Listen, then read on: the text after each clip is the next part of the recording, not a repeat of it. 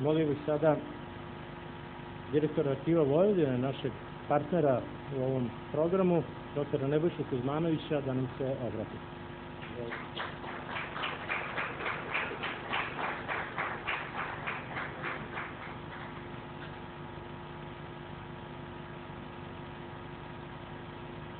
Poštovana gospodo, izuzetno mi je čast što imam priliku da vam se obratim u ime ustanove kojom rukovodim, u ime svojih kolega i u svoje lično ime.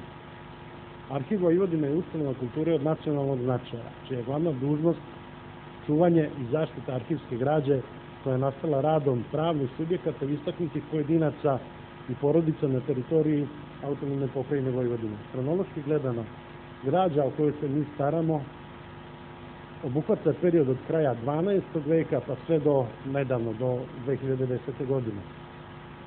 Tokom skoro 100-godišnjeg obavljanja naše delatnosti napominjem da ćemo 2026. proslaviti 100-godišnjicu osnivanja. Arhiv Vojvodine je 2 puta nagrađivan najvećim nagradama, ordenom Zasluga za narod i Sretenjskim ordenom. Dokumenta i građe koju Arhiv Vojvodine čuva i srpstvo održava autentično svedoče o životu i radu, kao i o političkim, društveno-ekonomskim i kulturno-istorijskim prilikama u kojima su njeni stvaraoci živeli i delovali. Te prilike nisu uvek bile dobre.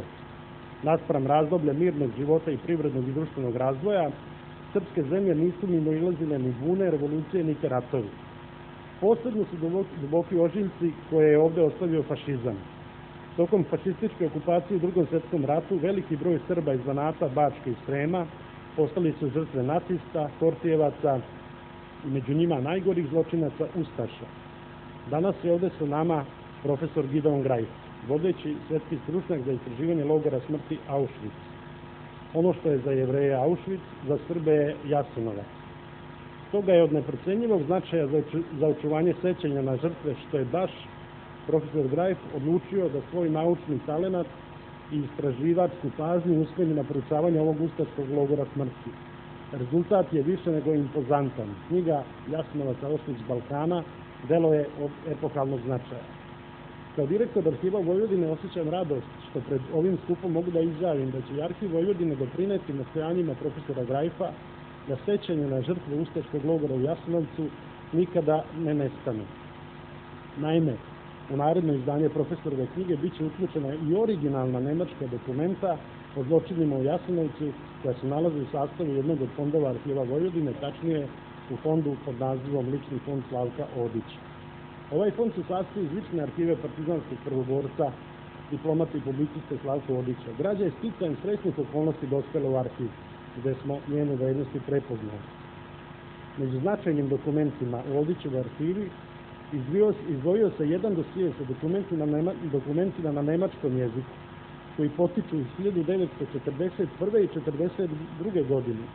U pitanju je arhivska građa za koju je više nezavisnih stručnjaka van Arhiva Vojvodine utvrdilo da je on od izuzetne i neprocenjive vrednosti, budući da ga čine originalni dokumenti o zločinima na području nezavisne države Hrvatske, koje je za svoje potrebe prikupljao zapovednik nemačke službe bezbednosti u Beogradu.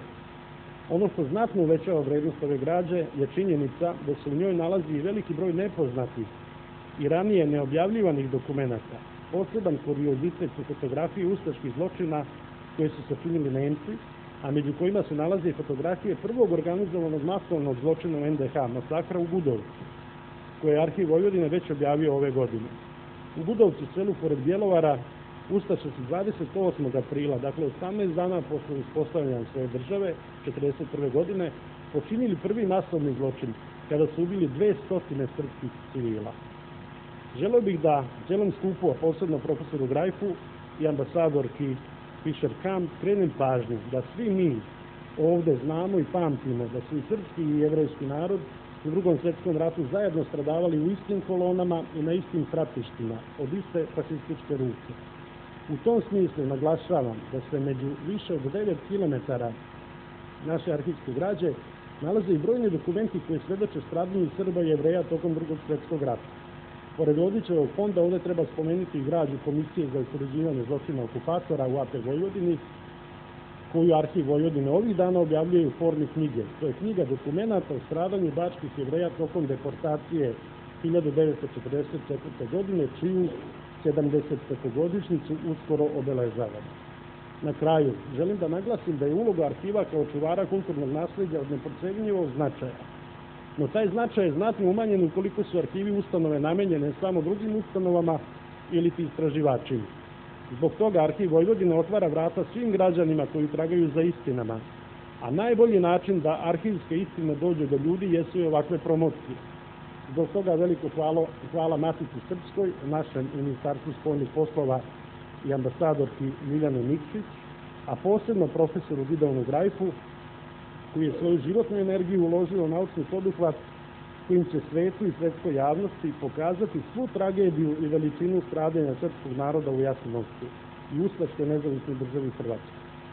Potpuno sam uveren da će delo profesora Grajfa zlatnim slovima biti upisano u memoriji srpskog naroda i zbog toga mu se klanjam i kažem: Toda raba, dragi Gideone.